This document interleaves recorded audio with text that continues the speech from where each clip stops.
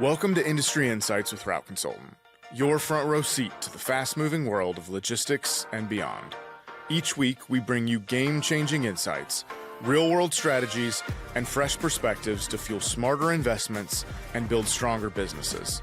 Join us as we sit down with expert guests to explore emerging trends and pressing topics across a wide range of industries. This is Industry Insights. Alex, welcome back to the studio. Welcome back. And, we've talked about a couple of things, but I think really what I want to focus on today is diving into the extra fun topic of safety, but safety in terms of how FedEx really does grade you and treat you and rank you. So I guess just at a high level, I know safety is important, but how does FedEx actually, track how well you're doing at safety? So it's kind of funny. You ever see the movie Groundhog Day with Bill Murray? Yeah. So he's like repeating the same day, day in and day out. Sometimes you feel like this with FedEx where you're talking to them about safety and it's like the same conversations on a monthly basis. So the way it works with FedEx is they have something called the safety results summary and your safety results indicator. So the summary is a summary of all your different safety events that they measure you on, and your indicator is your actual score. Okay. Now, there's the summary comes out on the 15th of every month. However, I generally don't request it until the 20th. Now, it's not something that you can get in My Biz account or an MGBA. You actually have to request it from your senior manager, or you need to request it from SPS. Okay. I generally request it from one of my senior managers. They get it to me faster than SPS. Okay. And the reason why is that your senior manager for Linehaul, if you're in Memphis or Olive Branch or Woodbridge or Rialto, you're probably one of 30, maybe one of 50 contractors. If you're requesting it from SPS, you're probably one of 500 contractors they're dealing with. Yeah. So I find I get better communication, better response times from my senior managers than SPS. But it's a little bit frustrating that it's not on MGBA, but it's fine. It comes as a PDF. And I think that's something that I know when new buyers find out about the SRS and SRI and how everything works, they're like, oh, great. Well, can I just go get that? And can you just deliver that to me? And it's always an exciting experience to explain to them, no, we have to request it and we'll see when we can get it to you. But it seems like something that should just be in MGB, but it's not. Yeah. So it's not. They keep saying that it's eventually going to be. Yeah. I think it's a function of the fact that FedEx has multiple legacy systems from all the different mergers that they've gone through. So you'll recognize pretty quickly that you have your own CDAS number, you have your own V number, which I don't know what a V stands for. I think it's actually vendor. Vendor? I only found that out recently, but I think it's because technically we're vendors for FedEx. That's fascinating. I know. I never knew that. Okay. Yeah. So then you have your vendor number, and then there's something even crazier that I've never been able to figure out. It's called an AUA ID number. I don't even know what that is, so I can't help you there. So I think it's because of all the different legacy systems. So when you're building your tractor files or you're providing different documentation to FedEx, they want you to report, either your V number or your CDAS number or your AUA ID number. So all that information goes up to different systems. And so I think it's because safety at the end of the day encapsulates a lot of different products that probably are legacy systems that don't speak to each other. Yeah. So they have to import it into a centralized database, and that publishes your SRS. So if you think about it, your SRS is your safety results summary, or your score, your SRI, your safety results indicator, is based off of a rolling 12 months. So each month you have a decay function. You get the current month added to it, and your last, the 13th month gets rolled off. And it's based off of the number of miles that you drive during that rolling 12 months. So if you're a growing contractor, you should see that number increasing, your denominator increasing from month to month. And just as a quick aside, I know we're talking Linehaul. This does exist for PND as well. It's just different, but we're not going to talk about that today. This is just for anyone who's listening and thinking, oh, I'm going to do PND, so I don't have to worry about the SRS or SRI. Like, there are these safety tiers that exist there as well, but we'll focus on Linehaul. You have like a super large tier. We only have 4 tiers in SRS. We have small, medium, large, and extra large. I have no idea what the basis is. Yeah. I do know how they come up with it. It's based on every month they reassess all the contractors. So there's approximately 1,700 line haul contractors. Give or take, it's probably somewhere between 1,650 and 1,800 every month. And that's just normal attrition and accumulation and growth within the line haul space. What they do is they take all the miles driven in that month, and then they divide it into quartiles. And so based off of what your size is, you'll be, in a different quartile. So somebody who does a lot of spots, and spots are, customer pickup points. You're going to a Walmart distribution center or a Milwaukee tool and die distribution center or a Chewy's, and you're picking up a trailer that's been spotted there or left there, maybe the night before or the day before, or maybe just 3 hours before. And then you're dropping a new trailer off that's going to get loaded, and you're bringing that loaded trailer back to FedEx. So those guys are usually doing runs that might be 20, 50 miles long. That's it. So versus somebody like me, like my shortest run is 428 miles. Yeah. My longest run is 1,760 miles. So, that's a single dispatch. Like I'm going from point A to point B, 1,760 miles. Yeah. So for somebody like me, I do a lot of miles on a daily, weekly, monthly point in time. And so I'm considered an extra large carrier. Okay. Somebody who does a bunch of spots is probably considered a small or medium carrier. And then it's also based off of the number of trucks you dispatch. But like if you only dispatch 2 trucks a day and you're doing 1,000 miles, you might be a small carrier. Yeah. Or if you do 20 spots and you get to 1,000 miles, you might be a big contractor by the base of the number of trucks you have. But based on the number of miles, you're small. And that goes into your tiering. Okay, so based off of your safety results indicator, your score that you generate, they have ranges that are tier 1, tier 2, tier 3, and tier 4, and tier 5 safety. So there's 4 categories, and then tier 5 safety means that you had no safety failures in the past 12 months. It's pretty much impossible for an existing contractor to do. As a brand new contractor, you come in and you have nothing on your score, and so you generally maintain almost a perfect score for at least 6 months. It's very rare that you generate a safety function. Everybody gets to start tier 5. It's the pleasure. Few people ever stay there. Like right now, I'm safety tier 4, which is pretty good for a large contractor. That being said, I do have a couple accidents a year. I drive almost 5 million miles a year, so I'm going to generate, a number of accidents. I have a number of CSA violations. Just the number of miles I'm driving and how often I drive through a weigh station or go by a mandatory DOT inspection point just means that the percentage of incidences that can occur is great. And so a DOT officer can always find something that happens. So, so I mean, I'm tier 4, which is really, really good. And so what my safety score is based off of is 1, your accidents. So whether you had a preventable accident, or a DOT recordable accident. So FedEx will categorize your accident, whether it's preventable or non-preventable. And this is not based off of what you think of as insurance-wise. So, insurance is different than accidents. They hold commercial drivers to a higher standard. And the American Truckers Association, of which FedEx is a member, and extensively you as a TSP are a member of as well, holds drivers to a higher standards. You are a professional. You are not a civilian driver who's doing this as a hobby. Whether you drive to and from the work, you're still doing it as a hobby. As a truck driver, you are professionally trained to drive your truck in a certain manner.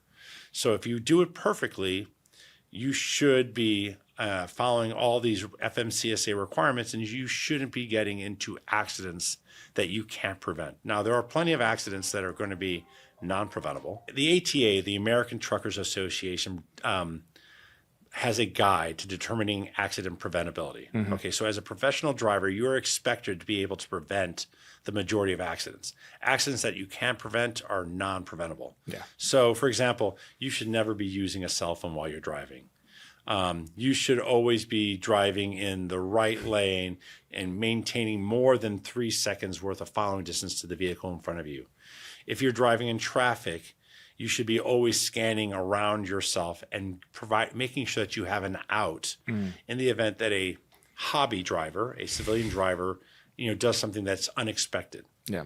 So there's a lot of different things that they're expecting you to take precautions to prevent an accident. Yeah. Now, I mean, if you think about it, like personal drivers, I get so mad every day with the stuff that I see when I'm trying to just navigate through the traffic on the way home. But, half of the things I see are also to get out of it. I cut in front of the semi driver because it's the easiest way in. So, I think about that all the time. I've started to be so much more aware because I'm like, I know that it looks like there's a big gap that I can get in, but then I know how quickly they have to stop. I know that they're, yes, they're aware, but you see that everyone uses those to cut in front of a semi truck. The weather conditions. Yeah. I mean, the thing that blows my mind, and I've learned this, over my last 6-7 years of being a contractor, like it's extraordinarily dangerous to pass a tractor trailer on the right side, on the passenger side.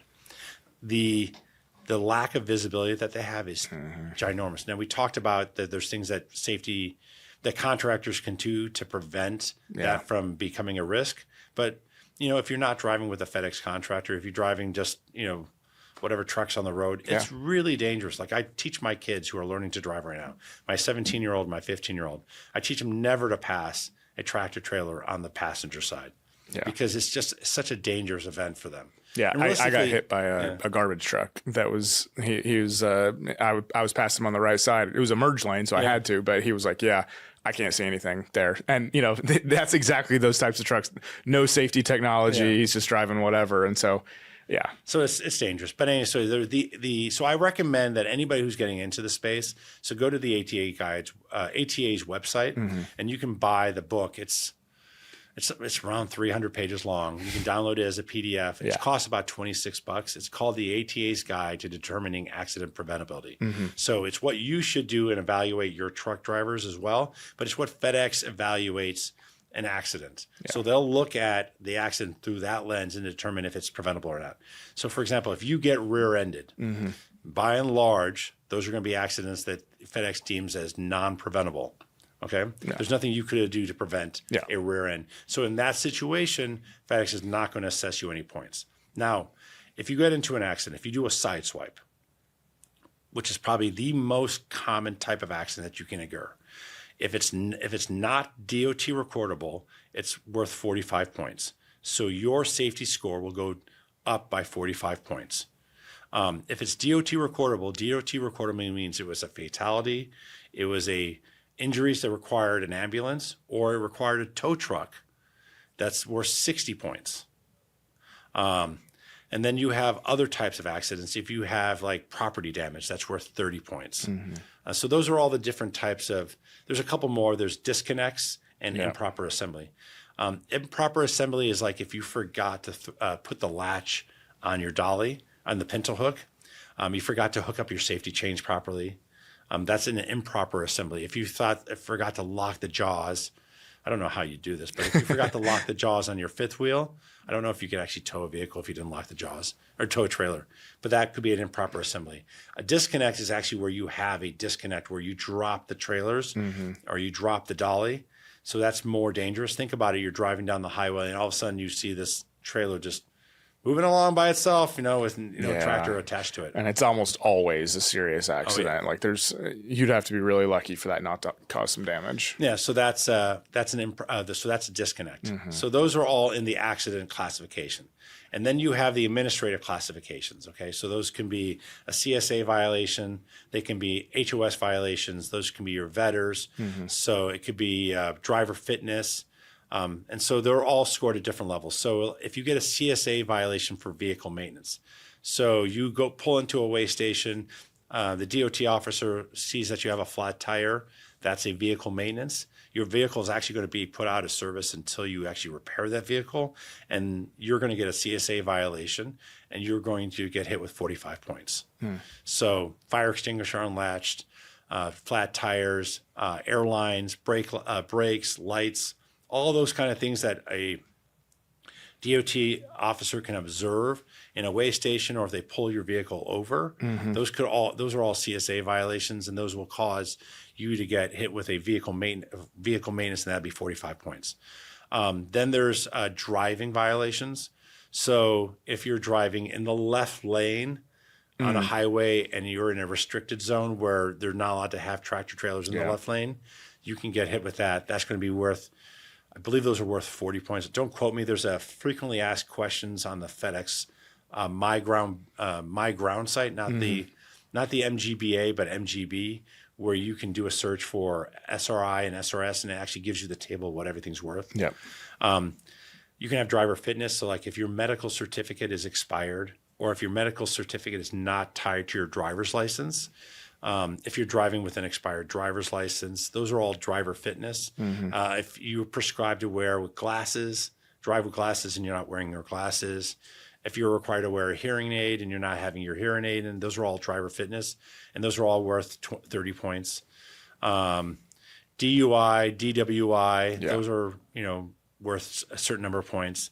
And so those are all under the administrative. And then you have the vetter KIs. And so, and there's two components to it. One, like if you don't have a vetter in a tractor, if your vetter's not working properly, those can cause you to have a failure. Up until the month of March, it was only worth 5 points as you failed, because we were switching to a new vetter system. But now it's worth 23 points if you fail. And now you have new KPIs. So if you get caught speeding a certain number of times, if you get caught using a cell phone a certain number of times, if you get caught following distance a certain number of times, cell phone usage and camera obstruction. And not wearing your seatbelt too. And right? not wearing your seatbelt. Those are all worth 23 points. And then you can get a credit. So if you get a clean violation, if you get a clean CSA, then you can get 7 points added back. Okay. So they take all those different things and they add them up and they divide them by the number of miles that you drove. So if you have, let's do it easy. So if you have 100 points and you drove 1,000,000 miles in the past year, that's going to be 0.00001 or something like that. Then you multiply it by 100,000. Okay. And that gets you a score of 10.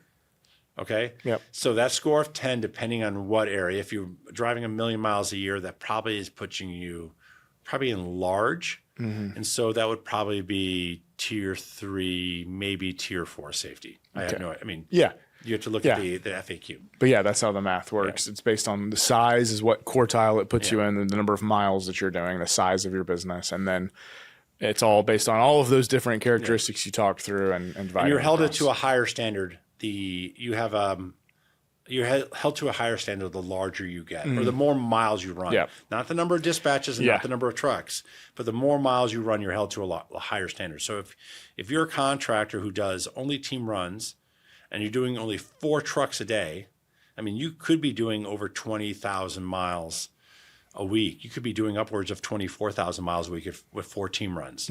So if you think about that, you're going to be over 1,000,000 miles a year. And you could be an extra large contractor, depending on where you fall on that metric, right around the barrier. The crossover from large to extra large was only 4 tractors, which is really unfair because the number of incidences you can incur is just like you get one accident, it might throw you into tier 1 or tier 2 safety. Whereas, you look at somebody like me, I'm doing almost 5,000,000 miles a year. I get into 4 accidents. And you can still be there. 180 points. Out of 5,000,000 miles, that's like 4 points on my SRI score. I assume the logic of it is if you're running this large of a business, you're a potential higher risk to them. They're putting more faith in you as a larger contractor, giving more volume. So we need to hold you to a higher standard. It's not a perfect system because it misses all. It's not the number of miles you drive; it's the number of dispatches you do. That's where the greater the risk is because, driving down the highway Yeah. 1,700 miles, like your highest run. Yeah. The number of incidences might occur is not as great as the number of times. If I do 10 spots in one day, the opportunities for me to have a backing failure, or to have equipment damaged or property damage is much greater than me driving down the highway. Yeah, because you're going in and out of potentially city roads that aren't necessarily built for tractor trailers. Oh, yeah. So I mean, you see it all the time on the Upper East Coast. Yeah, like the West and especially the Southwest is glorious for tractor trailers to drive on. You have big, wide highways with large, wide medians. Yeah. All the factories, all the distribution centers, all the warehouses have been built in the last 30 years. So they're all set up to handle tractor trailers.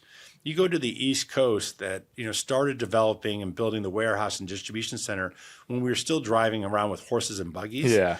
Some of these distribution warehouse points are tiny and really tight. Like I was driving in the middle of nowhere, Massachusetts recently. And by the way, it's amazing to me how empty the middle of nowhere Massachusetts is. Can be for how small of an actual state it is. Exactly. Yeah. But I came across this distribution center and it was literally like you would have to back up in the middle of the road to back into it. Like you'd be sticking out. Like I think only a straight truck could actually get in there. You couldn't get a semi. Yeah. But it's built for a semi. That's fine. I mean, it's like, I wouldn't want to be this guy. Yeah, but somebody has to deal with it, and it's just. But you're right. Yeah. So that's how in a nutshell, that's how your safety score works. Yeah. And you get that every once a month. Mm-hmm. You have to request it. Remember to request it. I would suggest requesting it around the 19th or the 20th every month. I know it's supposed to be ready by the 15th. In my experience, they're still updating it up until the 15th, just how archaic the system is. So pick it up, get it on the 19th or 20th, review it, make sure the data is correct, and make sure the accidents and the CSA violations are correct. Can you appeal anything? Yes, you can appeal it. There is a process specifically to appeal accidents. You have a month after the accident occurs to appeal it. There's a specific form that you can download from NGB to appeal. It doesn't give you a whole lot of room to explain, nor is it really easy to attach. So in the body of the email, give a much more robust explanation of what occurred, why you're contesting it, and then provide all the supporting material. Accident report, police report witnesses, any extra video, cameras, all that kind of stuff. Add it into the body of the email and send it off. And then it goes. The senior manager will review it. If he says, yeah, you're right, then he will send it on. If he says, no, you're wrong, he still has to send it on, but it doesn't have – your senior manager actually carries a lot of weight in this process. So if your senior manager believes that it's a non-preventable accident or a preventable accident, then that will go – it will carry a lot of weight when it goes up to the accident review committee. I don't know who serves on the accident review committee. I know that it's other senior terminal managers and SPS and safety. But I don't know the exact makeup. So there's the 5 tiers, and we've talked 5 is basically you're perfect or just a new contractor. How do you think about, like tier 4, what does that mean to you? Tier 3, tier 2, tier 1, how do you loosely kind of think about those tiers? So I will say that if you're tier 3 and above, FedEx likes you. They want to encourage you to grow. And so if you're tier 3, tier 4, tier 5, you are going to get opportunities where FedEx will reach out to you and say, hey, we got this temp assignment. We think you're perfect to run this. We're going to test it out and see if we want to actually make this into a growth run. Or, hey, we have a station in middle of nowhere, Arkansas. We're looking for new contractors to come here. Would you like to bid on this growth opportunity? So they're going to give it to anybody that's tier 3, tier 4, or tier 5. Or, there's a CGO out and you're going to bid on those runs. More often than not, it changes from year to year, but more often than not, you're not eligible to bid on growth runs unless you're tier 3 or above. Tier 2, your safety's not great. You're not going to lose your contract, but FedEx is concerned, and they're probably having conversations on a regular basis with you saying, hey, what are you doing to address this issue? How are you getting better? You're not growing, but you're not being told you need to get rid of your business. If you're tier 1, you've been asked to provide a letter to cure. You're probably asked to provide a letter of assurance, so an OTC and a letter of assurance, an LOA. You have to explain to them what you're doing, how you're changing your program, and if you get another incident within a 45-day period, you are losing your business. Yeah. A lot of times what FedEx will do is they'll say to you, hey, we don't think you're going to make it, or we don't trust that you are going to be able to improve your safety situation, or you've had such a poor track record. You know what? We're going to ask you to sell your business. Otherwise, we're going to take it away at the next opportunity. Yeah.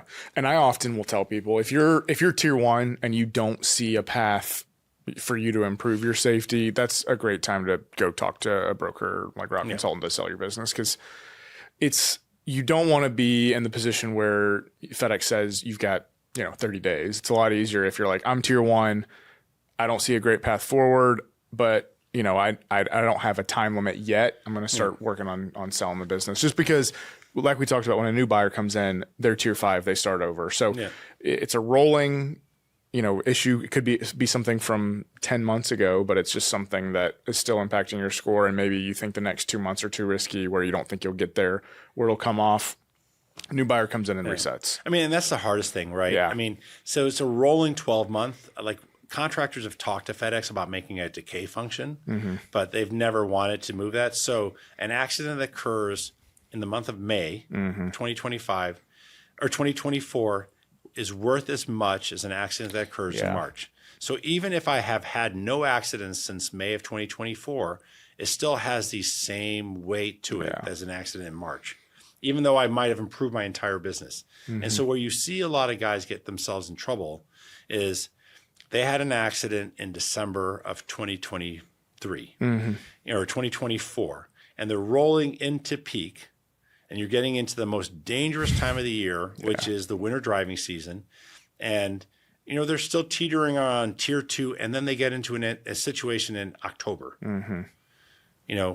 Can they make it the next 2 months, that next 60 days without getting another incident, to have that event that happened in December roll off? Yeah. And so in that situation, I agree with you. It probably makes a lot of sense to say, hey, I'm working to sell my business. FedEx will usually work with you in that situation and allow you to work through and sell that business. Now, one of the things that FedEx might require you to do is sell it to an existing contractor. Depending on how bad it is and how big you are, too. How big is it? How complex is your business? The time frame. If you're doing it during peak, they're not going to want to sell it to somebody who's new. So, get with your broker, Route Consultants or somebody else, and say, hey, here's my situation. I've talked to FedEx. They're going to give me the leeway, but I need to sell it to an existing contractor. Yeah. So everybody knows contractors that are trying to buy. So have you seen situations where, you said you're held to a little bit higher standard when you're larger. Have you seen situations where people try to sell a piece of their business to drop a size category to see if it'll have any impact on their safety? Does that ever work in that recharacterization? No, it doesn't, because all you've done is just put yourself into a much more challenging environment. Actually, what can help you out is to grow, to buy or grow. Yeah. The more miles you get, the more it's spread out, the bigger your denominator is. The last thing you want to do is shrink your denominator, because then all you've done is just you've put yourself into a lower tier where the bands are, you have higher bands, but you're causing all sorts of problems. I have seen people who sold off a piece and were kind of surprised to discover what it did to their safety score when they realized what they had left. I would recommend actually buying in that situation. It sounds kind of counterintuitive, and in a lot of situations, FedEx won't let you buy. Yeah, if you're tier 2 or 1, it might be a challenge to grow. But if you're tier 3 and you're trying to spread the mileage out to maybe get up to tier 4. Yeah. Now, one thing that FedEx might allow you to do is sometimes FedEx recognizes that you're tier 2, but it's not a true tier 2. Yeah. So if you have a lot of CSA violations and you happen, this is not current, but when we're operating under the old DOT number, mandatory inspection states were a very challenging place to operate. Yeah. That meant that every single time a FedEx truck went by an inspection point, the FedEx truck had to go in. And so that increases the incidence where you can get a negative DOT number. Yeah. And, at the end of the day, you don't want to say it, but I bet you that the DOT officers, just like police officers, have a quota of how many CSA violations are required to give. Yeah. And if you go into a weigh station or a DOT inspection point at the beginning of the month, you probably have a lot better odds of coming out with a clean inspection than you do at the end of the month. I mean, no one wants to say it, and who knows if that's true or not, but it sure seems, anecdotally. Exactly. Yeah. So, growing is better. Yeah. Having, trying to keep your CSA inspections clean as much as possible. Don't avoid, because it's actually a CSA violation to avoid an inspection point on purpose. Yeah.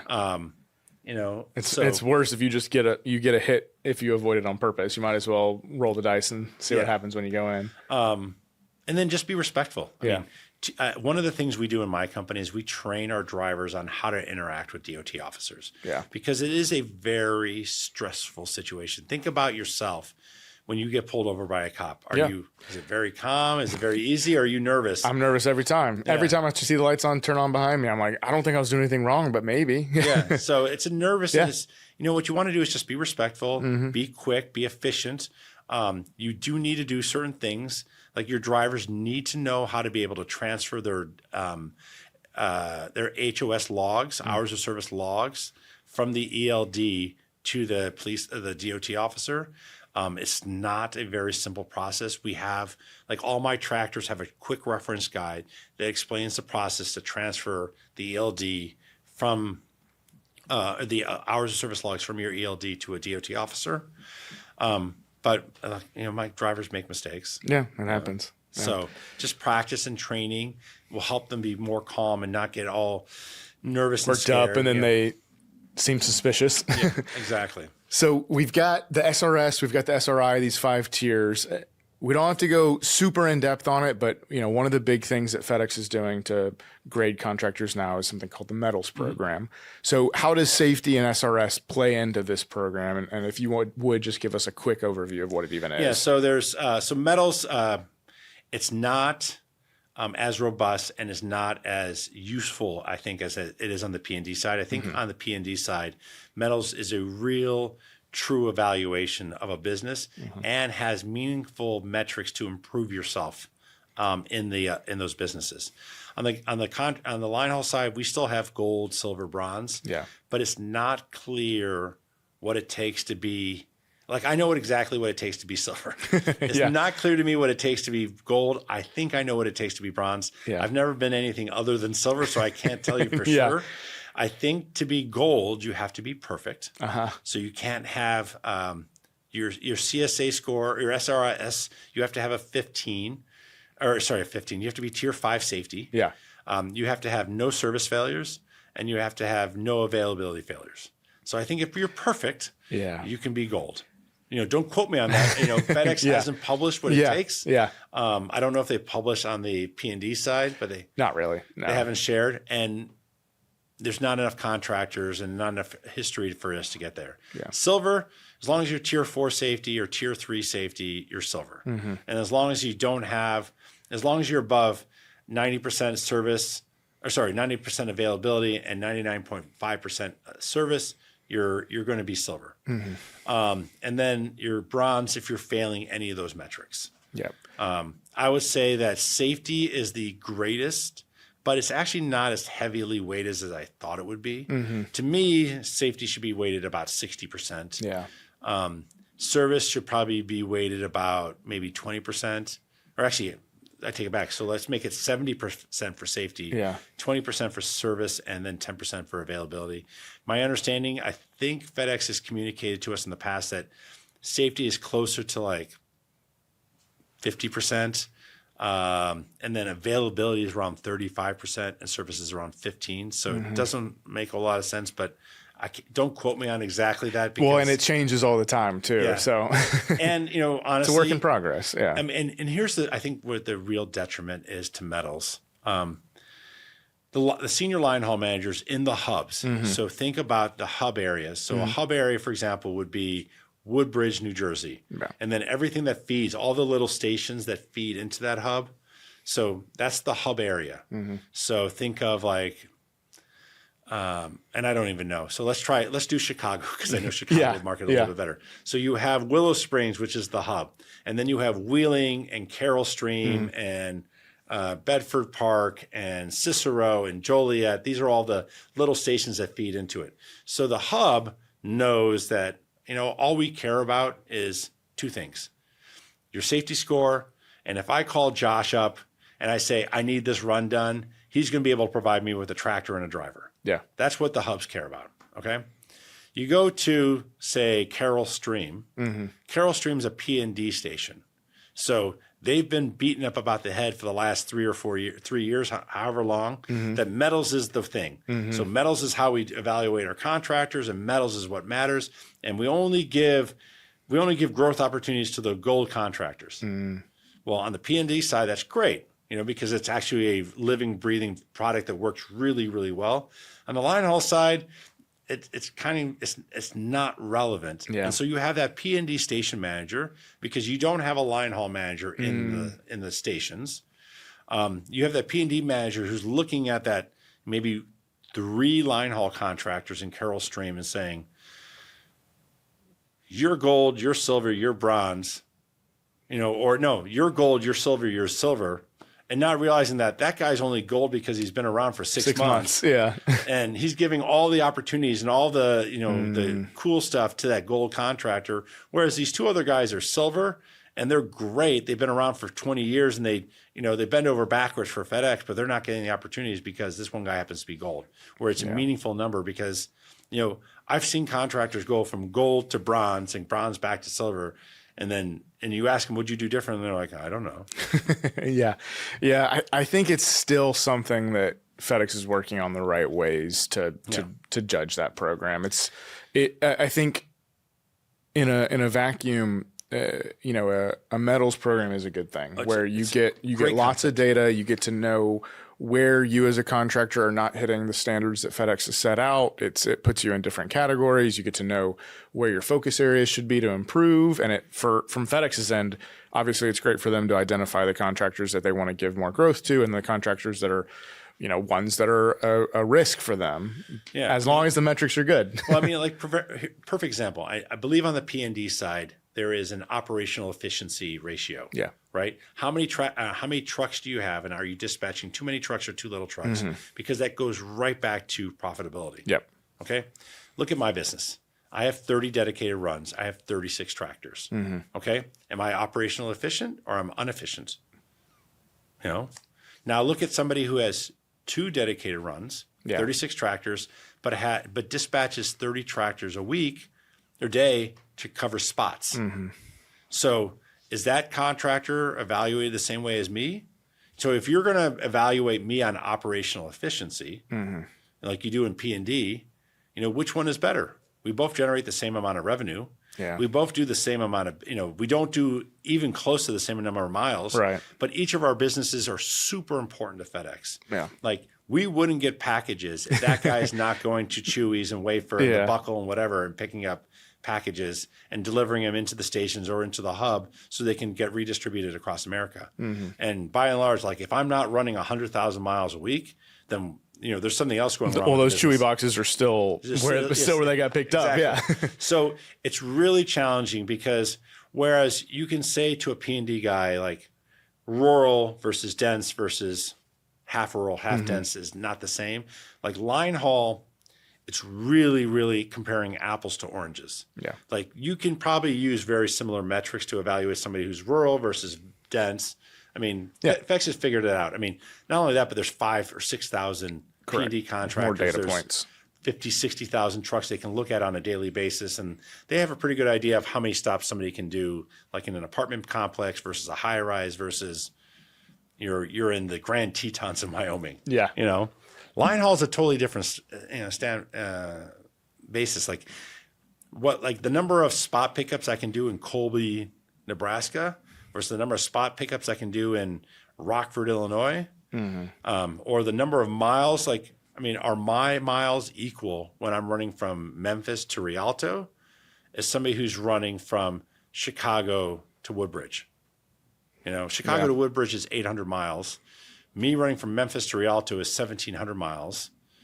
I'm driving in very open areas on relatively flat highway that is, very rural. Somebody going from Chicago to Woodbridge is driving on, you have to cross.